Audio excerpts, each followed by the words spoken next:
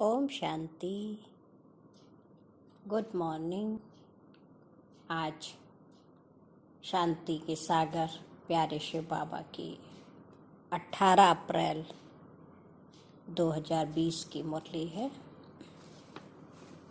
मीठे बाबा ने कहा, मीठे बच्चे, इस पुरानी दुनिया से तुम्हारा बेहद का वैराग्य चाहिए। बेहद का वैराग्य माना दुनिया में जो सन्यासी वैराग्य करते, घर बार का वैराग्य करते, और शिव बाबा कहते इस देह की दुनिया, पुराना स्वभाव, संस्कार, आदतें, सब से बुद्धि का वैराग्य, क्योंकि तुम्हें पावन बनना है। तुम्हारी चढ़ती कला से सबका भला होता है। अर्थात जब हम बच्चों की चढ़ती कला होती, भारत के निवासियों की होती, तो सारे विश्व की होती। इसलिए का चढ़ती कला तेरे भाने सबका भला। आज का प्रश्न है, कहा जाता है आत्मा अपना ही शत्रु, अपना ही मित्र है। सच्ची मित्रता क्या है? उत्तर है, एक बाप की श्रीमत पर सदा चलते रहना, यही सच्ची मित्रता है। सच्ची मित्रता है एक बाप को याद करके पावन बनना और बाप से पूरा वर्षा लेना। ये मित्रता करने की युक्ति बाप ही बतलाते हैं। संगम युग पर ही आत्मा अपना मित्र बनती है। और आज का गीत है, तूने रात गंवाई सोए के और दिवस गंवाया खाए के। हीरा जन्म अमोल था, कौड़ी बदले जाए। ओम शांति। यूं तो ये गीत है भक्ति मार्ग के। सारी दुनिया में जो गीत गाते हैं, वो शास्त्र पढ़ते हैं, तीर्थों पर जाते हैं, वह सब है भक्ति मार्ग। ज्ञान मार्ग किसको कहा जाता है? भक्ति मार्ग किसको कहा जाता है? अब ये तुम बच्चे ही समझते हो, है ना। क्योंकि भक्ति करते भी हमने बहुत प्रार्थना किया, हे प्रभु आनंद दाता ज्ञान हमको दीजिए। इसका मतलब ज्ञान अलग है और भक्ति अलग है। तो भक्ति में गीत गाएंगे, शास्त्र पढ़ेंगे, तीर्थों पर जाएंगे, गंगा नहाएंगे, है ना। तो वेद, उपनिषद, शास्त्र आदि सब ये भक्ति के हैं। आधा कल भक्ति चलती है और आधा कल फिर ज्ञान की प्रारब्ध चलती है। भक्ति करते करते उतरना ही है। 84 जन्म पुनर्जन्म लेते नीचे उतरते आए हैं। फिर एक जन्म में तुम्हारी चढ़ती कला होती है। इसको कहा जाता है ज्ञान मार्ग। ज्ञान के लिए गाया हुआ है 1 सेकंड में जीवन मुक्ति। रावण राज्य जो द्वापर से चला आता है, वह खत्म हो, फिर राम राज्य स्थापन होता है। ड्रामा में जब तुम्हारे 84 जन्म पूरे होते हैं, तब चढ़ती कला से सबका भला होता है। तो अभी ये समय जो चल रहा है हमारा, बाबा ने कहा ये अंतिम समय है, अंतिम 84वां जन्म है। तो अब ये फिर से ऊपर चढ़ने का समय। हम पहले परम धाम जाएंगे आत्माएं, फिर परम धाम से सतयुग में आएंगे। अब ये अक्षर कहाँ ना कहाँ किसी शास्त्रों में है, चढ़ती कला सर्व का भला। सर्व की सदगति करने वाला तो एक ही बाप है। सन्यासी उदासी तो अनेक प्रकार के हैं, बहुत मतांतर है। जैसे शास्त्रों में लिखा है कल्प की आयु लाखों वर्ष, अब शंकराचार्य की मत निकली 10,000 वर्ष। कितना फर्क हो जाता है ना। कह दिया दुनिया तो भी 10,000 वर्ष का पूरा चक्र है। कोई फिर कहेगा इतने हजार। कलयुग में है अनेक मनुष्य, अनेक मते, अनेक धर्म, और सतयुग में होती ही है एक मत। यह बाप बैठकर तुम बच्चों को सृष्टि के आदि मध्य अंत का नॉलेज सुनाते हैं। इस सुनाने में भी कितना समय लगता है, सुनाते ही रहते हैं। आज देखो 84 वर्ष हो रहा है। ऐसे नहीं कह सकते पहले क्यों नहीं ये सब सुनाया। स्कूल में पढ़ाई नंबरवार होती है। छोटे बच्चों को ऑर्गन्स छोटे होते हैं तो उनको थोड़ा सिखलाया जाता है। फिर जैसे जैसे ऑर्गन्स बड़े होते जाते हैं, बुद्धि का ताला खुलता जाएगा, पढ़ाई की धारणा करते जाएंगे। तो जैसे शुरू में था ना, दादियाँ सब छोटे छोटे बच्चे आए थे, तो बाबा कहता था बच्चे आत्मा जो है अंगुष्ठाकार है। तो दादियों ने वो समझ लिया, छोटे थे। धीरे धीरे ज्ञान बड़ा हुआ, रिफाइन हुआ, माना बच्चों के ऑर्गन्स जैसे जैसे बड़े होते गए, तो बाबा ने कहा नहीं, आत्मा तो बहुत छोटा बिंदु सितारा है। तो ये थोड़े कहने में आएगा कि हमको पहले क्यों नहीं बताया। छोटा बच्चा हाथी चित्र दिखा के समझाया जाता है, ये शेर है, ये हाथी है, ये घोड़ा है। लेकिन जब बड़े हो गए तो फिर चित्र देखने की जरूरत थोड़ी है। अब वो बच्चा कहे हमको पहले क्यों नहीं बताया था। तो ऐसी ये भी पढ़ाई है। तो बाबा कह रहे पढ़ाई धारण करते जाना है ना। छोटे बच्चों की बुद्धि में कुछ धारणा हो ना सके, बड़ा होता है तो फिर बैरिस्टर जजादी बनता है। इसमें भी ऐसे ही है, कोई की बुद्धि में धारणा अच्छी होती है। तो बाबा कहते हैं मैं आया हूँ पतित से पावन बनाने। तो अब पतित दुनिया से वैराग्य होना चाहिए। आत्मा पावन बने तो फिर पतित दुनिया में रह ना सके। पतित दुनिया में आत्मा भी पतित है, मनुष्य भी पतित है। और पावन दुनिया में मनुष्य भी पावन, और पतित दुनिया में मनुष्य भी पतित रहते हैं। ये है ही रावण राज्य, यथा राजा रानी तथा प्रजा। ये सारा ज्ञान है बुद्धि से समझने का। इस समय सभी की बाप से है विपरीत बुद्धि। तुम बच्चे तो बाप को याद करते हो, अंदर में बाप के लिए प्यार है, आत्मा में बाप के लिए प्यार है, रिगार्ड है, क्योंकि बाप को जानते हैं। यहाँ तुम सम्मुख हो, शिव बाबा से सुन रहे हो। वह मनुष्य सृष्टि का बीज रूप ज्ञान का सागर, प्रेम का सागर, आनंद का सागर है ना। तो बाबा कहते जब योग भी करते हैं ना, तो बाबा के एक एक गुणों को प्यार से उसको धीरे धीरे उसको याद करना और उसको फिर अनुभव में लाना। गीता ज्ञानदाता परमपिता परमात्मा शिव परमात्मा भगवान उवाच। बाबा ने कहा लिखो, गीता ज्ञानदाता परमपिता त्रिमूर्ति शिव परमात्मा वाच। त्रिमूर्ति अक्षर जरूर डालना है, क्योंकि त्रिमूर्ति का तो गायन है ना। त्रिमूर्ति कौन? ब्रह्मा विष्णु और महेश, इन तीनों के भी रचयिता परमात्मा शिव। तो जब ये हम लिखेंगे ना, तो उससे लोगों को पता चलेगा कि हाँ शिव अलग है, वो पिता है, और शंकर उनका पुत्र है।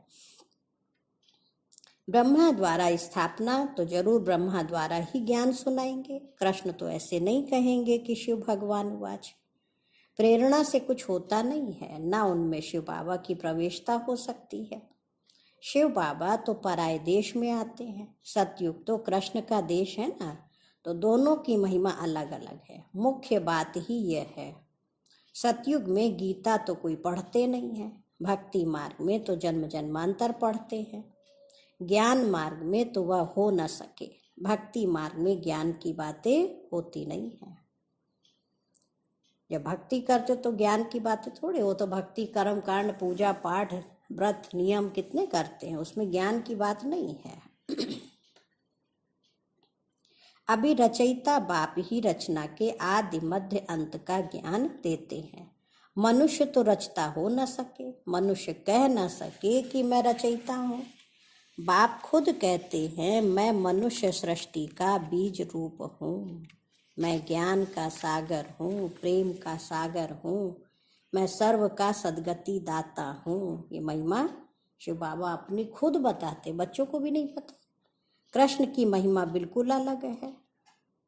तो यह पूरा कंट्रास्ट लिखना चाहिए, जो मनुष्य पढ़ने से झट समझ जाए कि गीता का ज्ञानदाता कृष्ण नहीं है।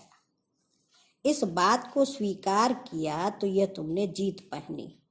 मनुष्य कृष्ण के पिछाड़ी कितना हैरान होते हैं। जैसे शिव के भक्त शिव पर गला काट देने को तैयार हो जाते हैं, बस हमको शिव के पास जाना है, वैसे वो समझते कृष्ण के पास जाना है, परंतु कृष्ण के पास जा न सके। क्यों? कृष्ण के पास बलि चढ़ने की बात नहीं होती है ना, शिव के ऊपर बलि चढ़ने की बात होती है। ये भी वंडरफुल बात है। देखो बाबा ने कहा कि जब शिव बाबा आते हैं तो हमारे अंदर के 5 विकारों को बाबा कहते हैं इसको बलि चढ़ा दो। ये देह अभिमान बॉडी कॉन्शियस का मैं उसको बलि चढ़ा दो। श्री कृष्ण ने थोड़ी कहा। श्री कृष्ण की दुनिया में चलने के लिए तो हमें सर्वगुण संपन्न 16 कला संपूर्ण निर्विकारी मर्यादा पुरुषोत्तम बनना, तो उनके जैसे गुण धारण करना। श्री कृष्ण को तो बहुत देखो अच्छा दिखाते हैं ना, डांस करते हुए, रास करते हुए। तो वास्तव में शिव पर बलि चढ़ने की बात है, बाकी श्री कृष्ण पे बलि चढ़ने की बात नहीं। देवियों पर बलि चढ़ते हैं। क्यों? देवताओं पर कभी कोई बलि नहीं चढ़ेंगे। है ना वंडरफुल बात, क्योंकि बाबा ने जो चैतन्य ज्ञान गंगाएं, आज हमारी दादियाँ बड़ी बहनें, तो उन्होंने ज्ञान जो बाबा ने सुनाया वही माताओं बहनों ने, दादियों ने सुनाया, तो उन्होंने भी दे अभिमान की तो बलि मांगी ना। तो कलश बाबा ने देवियों के ऊपर रखा, माताओं बहनों के ऊपर, इसलिए देवियों के आगे बलि चढ़ते, दूसरा शिव बाबा के आगे। तो तुम सब देवियां हो ना, तुम शिव बाबा के बने हो, तो शिव बाबा पर भी बलि चढ़ते हैं। बलि चढ़ना माना बलिहार जाना, अपने सब बुराई जितने भी है उनको सबको खत्म करना। तो वास्तव में ये बलिहार जाने की बात थी, उन्होंने गला काट के दिखा दिया कि गला काटना है, तो गलत हो जाता ना। शिव बाबा कहते बच्चे शास्त्रों में हिंसक बातें लिख दी हैं, तुम तो शिव बाबा के बच्चे हो, तन मन धन बलि चढ़ाते हो। बलि चढ़ाना माना बलिहार जाना। जैसे किसी से बहुत किसी को प्यार होता है ना, तो अपना सब कुछ उसको दे देगा, तो कहेंगे तो उनके ऊपर फिदा है, बलिहार जा रहे हैं, है ना। तो वैसी यहाँ की बात है। तो अब गवर्नमेंट ने शिव काशी पर बलि चढ़ाना बंद कर दिया है ना। एक तो बलि चढ़ते हैं ना, बाबा कह रहे तन मन धन बलि चढ़ाते, और कोई बात नहीं है, इसलिए शिव और देवियों पर बलि चढ़ाते हैं। तो पहले वो बनारस में था एक कुआं, तो उस पे जाके वो गिर जाते थे, तो वो कहा काशी कलवट खाया, तो अभी तो गवर्नमेंट ने उसको बंद कर दिया। अभी वो तलवार ही नहीं है। भक्ति मार्ग में जो आप घात करते हैं, माना सुसाइड करते हैं, ये भी जैसे अपने साथ शत्रुता करने का उपाय है। जीवन से उब गए तो कहेंगे चलो जाएंगे वहाँ, मर जाएंगे। हम शिव पर बलि चढ़ गए, तो बलि कहाँ चढ़े, तो हमने आत्मघात कर लिया, अपने शरीर का घात किया, आत्मा तो मरती नहीं है। मित्रता करने का केवल एक ही उपाय है, इसलिए कहा ना आत्मा अपना ही शत्रु है और अपना ही मित्र है। तो बाबा ने कहा मित्रता करने का एक ही उपाय है, जो बाप बतलाते हैं कि पावन बनकर बाप से पूरा वर्षा ले लो, है ना। जो भगवान प्रॉपर्टी दे रहा है, पावन बने फिर ले, ये है अपने आप से मित्रता करना। एक बाप की श्रीमत पर चलते रहो, ये है मित्रता। भक्ति मार्ग में जीवात्मा अपना ही शत्रु है, फिर बाप आकर ज्ञान देते हैं तो जीवात्मा अपना मित्र बन जाती है। आत्मा पवित्र बन बाप से वर्षा लेती है। संगम युग पर हर एक आत्मा को बाप आकर मित्र बनाते हैं, आत्मा अपना मित्र बनती है। श्रीमत मिलती है तो समझती है हम बाप की मत पर ही चलेंगे, अपनी मत पर आधा कल्प चले, अब श्रीमत पर सदगति को पाना है। इसमें अपनी मत चल ना सके, बाप तो सिर्फ मत देते हैं, मत माने राय, कि तुम देवता बनने आए हो ना, यहाँ अच्छे कर्म करेंगे तो दूसरे जन्म में भी अच्छा फल मिलेगा अमर लोक में।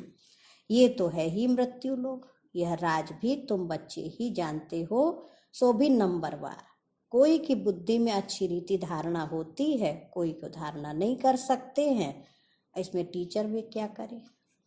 टीचर से कृपा व आशीर्वाद मांगेंगे क्या, टीचर तो पढ़ाकर अपने घर ले चलते हैं। स्कूल में पहले पहले खुदा की बंदगी आकर करते हैं, हे खुदा हमको पास कराना तो हम फिर भोग लगाएंगे।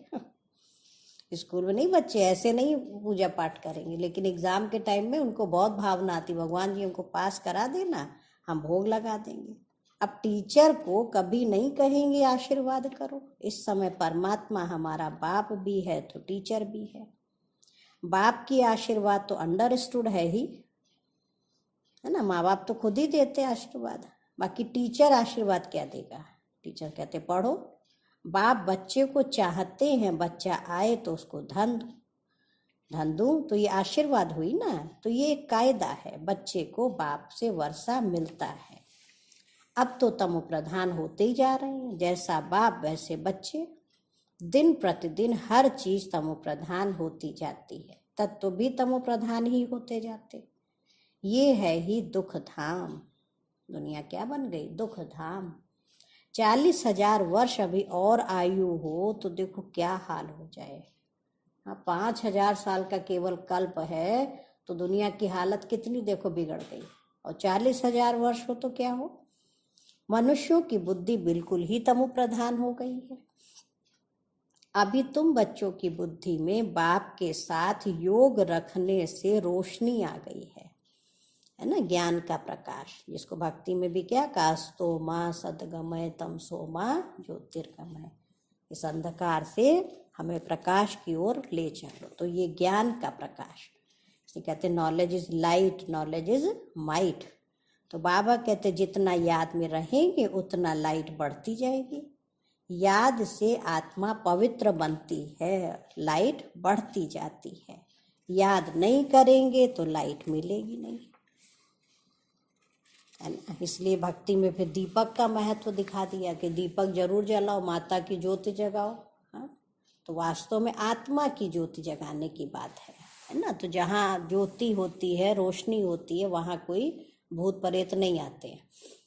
और जब अंधकार हो गया अज्ञानता का, तो देखो 5 भूत घुस गए सबके अंदर, तो आज वही दुख दे रहे हैं। याद से लाइट वृद्धि को पाएगी। याद नहीं किया और विकर्म कर लिया तो लाइट कम हो जाएगी। तुम पुरुषार्थ करते हो सतो प्रधान बनने का, ये बड़ी समझने की बातें हैं। याद से ही तुम्हारी आत्मा पवित्र होती जाएगी। तुम लिख भी सकते हो, यह रचयिता और रचना का ज्ञान श्री कृष्ण दे नहीं सकते, वह तो है प्रारब्ध। यह भी लिख देना चाहिए कि 84वें अंतिम जन्म में कृष्ण की आत्मा फिर से ज्ञान ले रही है। कहाँ ले रही है? तो ये ब्रह्मा बाबा का जो अंतिम जन्म है, ये वही आत्मा सतयुग की नंबर 1 श्री कृष्ण, और जन्म लेते लेते लास्ट में ब्रह्मा बनी, उसी तन में फिर शिव बाबा ने प्रवेश किया। और ये ज्ञान बाबा शिव बाबा ने ब्रह्मा बाबा को भी दिया कि हे बच्चे, तुम ही वो सतयुग की प्रथम सर्वश्रेष्ठ रचना थे। और आज 84 जन्म लेते लेते देखो कितना गिर गए। अब फिर पुरुषार्थ करो। तो बाबा कह रहे ना कि वो श्री कृष्ण की आत्मा का 84वां जन्म, फिर वो ज्ञान ले रही, फिर फर्स्ट नंबर में जाएगी। बाप ने यह भी समझाया है कि सतयुग में 9 लाख ही होंगे फिर उनसे वृद्धि भी होगी। दास दासियां भी बहुत ही होंगे ना, जो पूरे 84 जन्म लेते हैं। 84 जन्म ही गिने जाते हैं। जो अच्छी रीति इम्तिहान पास करेंगे वो पहले पहले आएंगे। जितना देरी से जाएंगे तो मकान पुराना तो कहेंगे ना। सतयुग में जो जाएगा उसका फ्रेश एकदम मकान में जाना, उसका आनंद। और 1-2 जन्म बीत गया तो कुछ तो अंतर आ ही जाता है। नया मकान बनता है, फिर दिन प्रतिदिन आयु कम होती जाएगी। वहां तो सोने के महल बनते हैं, वो तो पुराने हो न सके। सोना तो सदैव चमकता ही होगा, फिर भी साफ जरूर करना पड़े। जेवर भी भल पक्के सोने के बनाओ तो भी आखिरी चमक तो कम होती है, फिर उनको पॉलिश चाहिए। तो सतयुग में भी देखो बहुत अच्छा होगा, जो फर्स्ट गया तो एकदम चमक चमचमाता हुआ सोने के रतन जड़ित महल। तो तुम बच्चों को बाबा कह रहे सदैव खुशी रहनी चाहिए कि हम ऐसी नई दुनिया में जाते हैं। इस नर्क में ये अंतिम जन्म है ना। ये दुख की दुनिया में, ऐसी ऐसी गंदी दुनिया, रो नर्क जैसी, बाबा कह रहे तुम्हारा अंतिम जन्म है, धीरज रखो, है ना। फिर नई दुनिया में चलना है। इन आँखों से तुम जो देखते हो ना, जानते हैं ये पुरानी दुनिया, पुराना शरीर है। अभी हमको सतयुग नई दुनिया में नया शरीर लेना है। 5 तत्व भी नए होते हैं। ऐसे विचार सागर मंथन चलना चाहिए। ये पढ़ाई है ना, अंत तक तुम्हारी यह पढ़ाई चलेगी। पढ़ाई बंद हुई तो विनाश हो जाएगा। तो ना, एक तरफ पढ़ाई पूरी हो रही है, दूसरी तरफ विनाश। तो अपने को स्टूडेंट समझकर इस खुशी में रहना चाहिए ना कि भगवान हमको पढ़ाते हैं। ये खुशी कोई कम थोड़ी है, परंतु साथ साथ माया भी उल्टा काम करा लेती है। एक तरफ माया का जोर, दूसरी तरफ इस पढ़ाई का जोर, है ना। 5-6 वर्ष पवित्र रहते फिर माया गिरा देती है। एक बार गिरे तो फिर वह अवस्था हो न सके। हम गिरे हैं तो वो घृणा आती है। अभी तुम बच्चों को सारी स्मृति रखनी है। इस जन्म में जो पाप किए हैं हर एक आत्मा को अपने जीवन का तो पता है ना। कोई मंद बुद्धि, कोई विशाल बुद्धि भी होते हैं। छोटेपन की हिस्ट्री याद तो रहती है ना। ये बाबा भी छोटेपन की हिस्ट्री सुनाते हैं। ब्रह्मा बाबा के लिए शिव बाबा कह रहे हैं बाबा को वो मकान आदि भी याद है, परंतु अभी तो वहां भी सब नए मकान बन गए होंगे। 6 वर्ष से लेकर अपनी जीवन कहानी याद रहती है ना। बाबा के कहने का मतलब ये है कि जो हमने बचपन से भी अगर कोई गलती की हो तो वो दिल को खाती है। तो इसलिए बाबा को, सच्चे सच्चे धर्मराज बाबा को हम सब सुना दे तो मन हल्का हो जाए। अगर भूल गया तो डल बुद्धि कहेंगे। बाबा कहते 6 वर्ष से लेकर अपनी जीवन कहानी याद रहती है, और अगर भूल गया तो कहेंगे डल बुद्धि। बाबा कहते अपनी जीवन कहानी लिखो, है ना। लिखेंगे तो मन जो है हल्का हो जाएगा, फिर हमारा योग भी लगेगा, क्योंकि हमने सब सच सच बाबा को सुना दिया। और नहीं तो अंदर जो अंतरात्मा कचोटती रहती, फिर योग भी नहीं लगता है, तो और ही हमारे विकर्म बनते जाते हैं। तो लाइफ की बात है ना, बाबा कह रहे लिखो। मालूम पड़ता है लाइफ में कितने चमत्कार थे। अब गांधी, नेहरू आदि के कितने बड़े बड़े वॉल्यूम बनाते हैं। लाइफ तो वास्तव में तुम्हारी बहुत वैल्यूबल है ना। वंडरफुल लाइफ ये है, यह है मोस्ट वैल्यूबल, अमूल्य जीवन। बाबा ने क्या कहा, ये संगम युग पे जब हम शिव बाबा के बच्चे बनते हैं तो ये है मोस्ट वैल्यूबल, अमूल्य जीवन। इनका मूल्य कथन नहीं किया जा सकता। इस समय तुम ही सर्विस करते हो। ये लक्ष्मी नारायण कुछ भी सर्विस नहीं करते। तुम्हारी लाइफ बहुत वैल्यूबल है, जबकि औरों का भी ऐसा जीवन बनाने की सर्विस करते हो। जो अच्छी सर्विस करते हैं ना, वो गायन लायक होते हैं। वैष्णो देवी का भी मंदिर है ना। अभी तुम सच्चे सच्चे वैष्णव बनते हो। वैष्णव माना जो पवित्र रहते। अभी तुम्हारा खान पान भी वैष्णव है ना। सभी ध्यान दे। इसीलिए बाबा ने हमें खास नियम बताया कि बच्चे बाजार की भी कोई चीज नहीं खाओ। किस फीलिंग से बनाई है, क्या किया। और आजकल तो ऐसे भी इतना सब खराब चल रहा है। अपने हाथ से खूब प्यार से सब चीजें धो के साफ करके बाबा की याद में आप जो भोग बनाएंगे वो फिर आप स्वीकार करो, तो आत्मा की इम्यूनिटी पावर बढ़ेगी। जैसे शरीर की भी चाहिए तो आत्मा की भी चाहिए। तो हमारे अंदर जो आत्मबल आ जाएगा तो उससे हम परिस्थितियों से भी फेस कर सकते हैं, उनका भी। तो बाबा कह रहे वैष्णव कहते जिनका जो पवित्र है। अभी तुम्हारा खान पान भी वैष्णव है। पहले नंबर के विकार में तो तुम वैष्णव पवित्र हो ही, है ना। तो पहला पवित्रता बाबा ने सिखाई। जगत अम्बा के ये सब बच्चे ब्रह्मा कुमार कुमारियां हैं ना, ब्रह्मा और सरस्वती। बाकी बच्चे हैं उनकी संतान। नंबरवार देवियां भी हैं जिनकी पूजा होती है। बाकी इतनी भुजाएं आदि जो दी हैं वो सब है फालतू बातें। फालतू क्यों का, बाबा ने कहा वो अष्ट शक्तियों का प्रतीक। तो अष्ट भुजा दिखा दी, बाकी कोई 8 भुजा की तो कोई देवी हुई नहीं। हम कहते हे अम्बे माँ। अब माँ के 8 हाथ तो बच्चों के कम से कम 4 तो हो, हम सबके 2-2 हाथ है। तो अष्ट शक्तियां उसका प्रतीक। तो बाबा कह रहे हैं तुम बहुतों को आप समान बनाते हो तो भुजाएं दे दी हैं। ब्रह्मा को भी 100 भुजा वाला, 1000 भुजा वाला दिखा देते हैं, है ना। तो जो भगवान के काम में सहयोगी बने वो सब क्या बन गए, भगवान के राइट हैंड। वो सब भक्ति मार्ग की बातें हैं। तुमको फिर बाबा कहते हैं दैवी गुण भी धारण करना है। किसी को दुख भी ना दो, किसको उल्टा सुल्टा रास्ता बताए सत्यानाश ना करो, है ना। गलत रास्ता किसी को दे अभिमान के वशीभूत गलत बताया तो आत्मा के जो सत्य गुण है, शांति प्रेम आनंद, वो सब नष्ट हो जाते।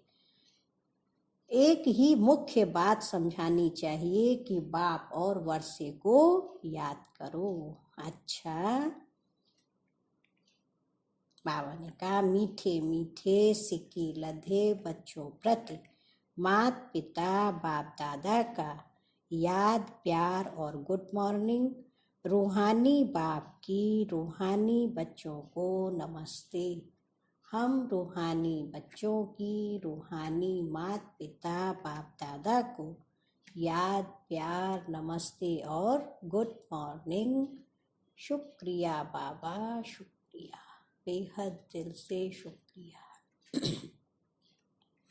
आज धारणा के लिए मुरली का मुख्य सार है। फर्स्ट पॉइंट है, गायन व पूजन योग्य बनने के लिए पक्का वैष्णव बनना है। इसलिए देवियों की पूजा देखो होती है 9 दिन, तो कोई प्याज लहसुन भी नहीं खाते, बहुत शुद्धता देखो रखते हैं। सावन महीना आएगा, 1 महीना तो बहुत शुद्धता पवित्रता से रहते। तो बाबा कह रहे तुम्हें भी गायन पूजन योग्य अगर बनना है तो पक्का वैष्णव बनना है, पवित्र भी बनना और भोजन भी शुद्ध, खान पान की शुद्धि के साथ साथ पवित्र रहना है।